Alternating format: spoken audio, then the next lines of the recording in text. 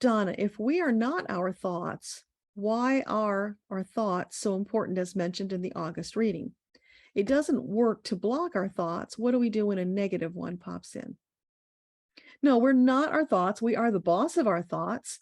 But here's the thing, ego is in there throwing some of those thoughts out to trip you, to hold you back. So it's a matter of finding that place of balance between soul and ego, where ego stops tormenting you with all that stuff and you can hear the voice of soul. So it's a journey learning to distinguish between the two, but you can tell because ego will be mocking you. Ego will have recriminations holding you back from something that you want to move into. Whereas soul is all about let's go, baby, and soar. So that's a big difference between the two. If you just focus on that distinction, that will help you a lot. And then becoming the boss of your thoughts. This is something that I highly recommend for everybody. It does take practice, but you can get there. Everybody has the ability to do it. And when you do that, then you are focused on the thoughts from soul, the higher guidance from your guides, as opposed to that voice of ego that will lead you astray. So the way you do that is every time a negative thought comes up, you know it's negative because you feel bad. If it pulls you off course and you feel bad, it's negative. You don't want to dance with darkness. You don't want to entertain that, something that makes you feel bad, because it pulls your energy down, stops your manifestations, and you feel bad, and you're supposed to feel good. So what you do when that thought comes, you have in your back pocket several happy thoughts, memories of times when you were in the flow, things were going perfectly, you were manifesting, or you were in some, let's say, vacation and you were having a wonderful time.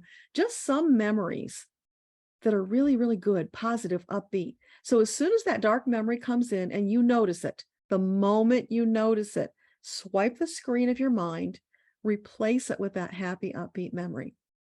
Now, when you start doing this, it'll swipe again and that dark memory will come right back. So you might find yourself in this little bit of a game of swipe, swipe, swipe as you keep up with it. But it's like training a toddler.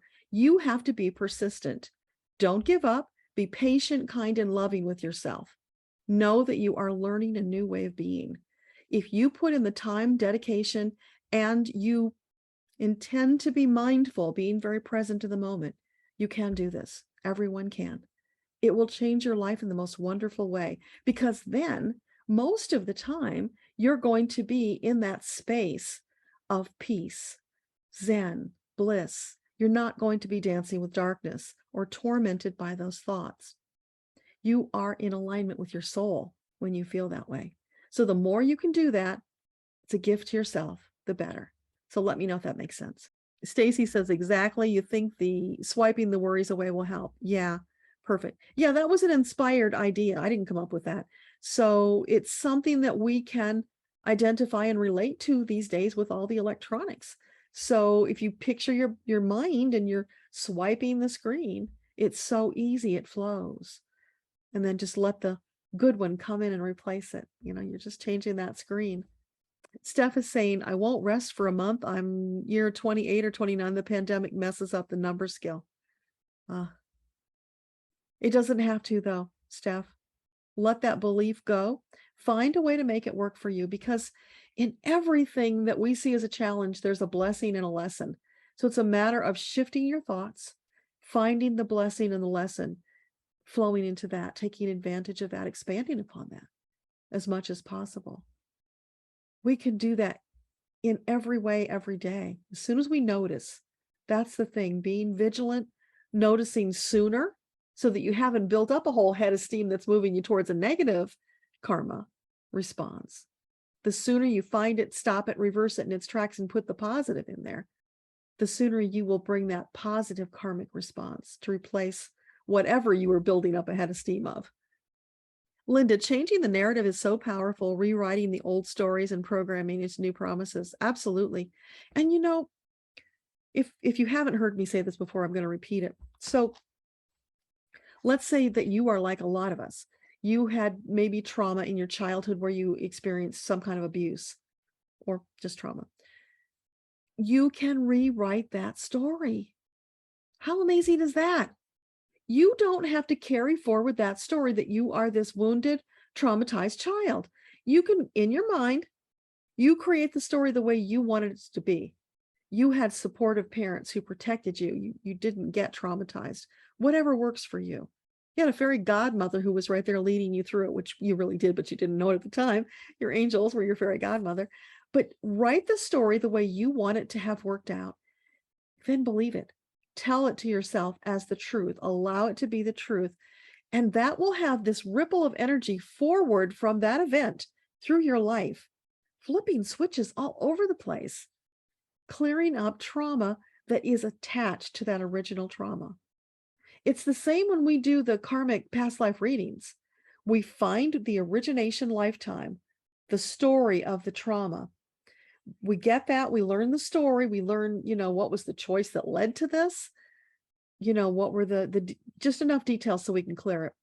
Then we clear that energy and anything that's attached to it all the way forward, like the dominoes falling.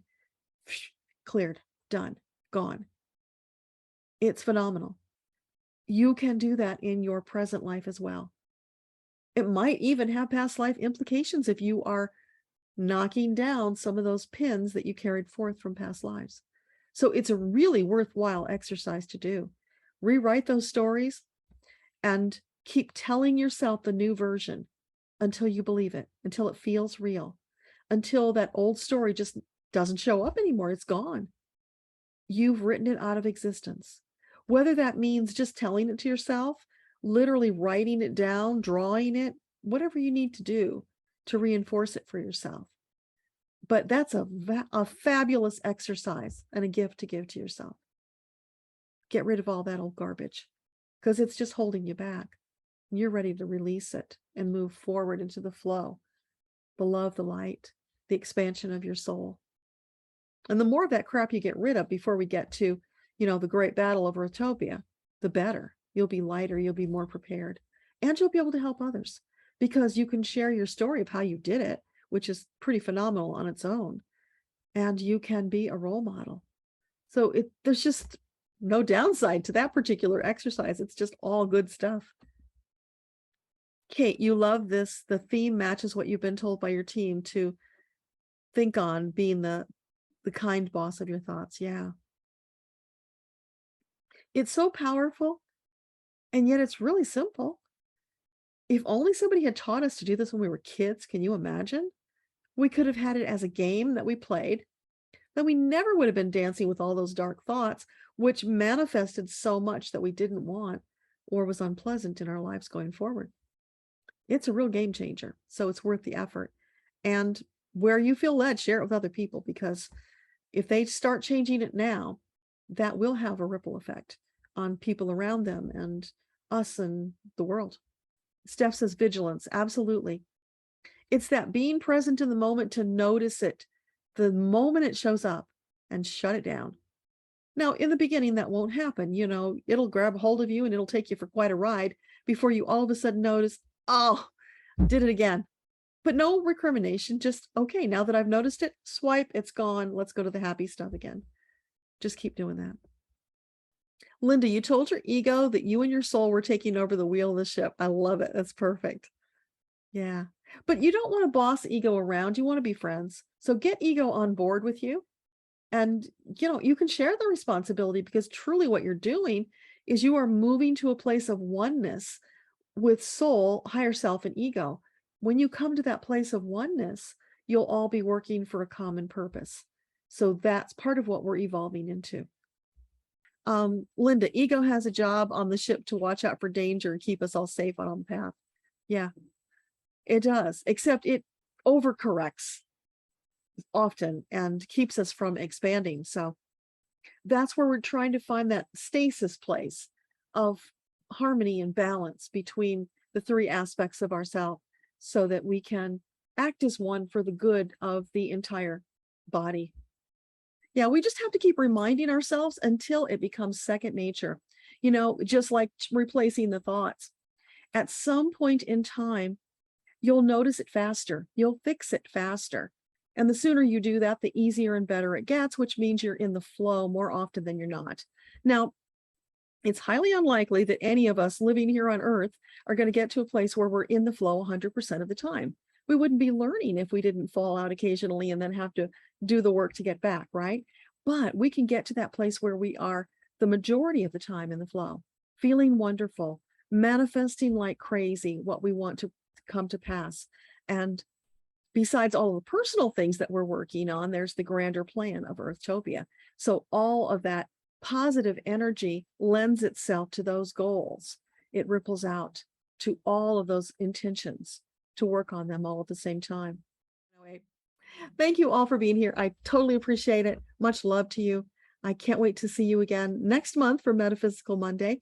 And if you're on my mailing list, you're going to get the invitation to come to the Zoom call, which is the third Saturday, 11 a.m. Eastern Standard Time.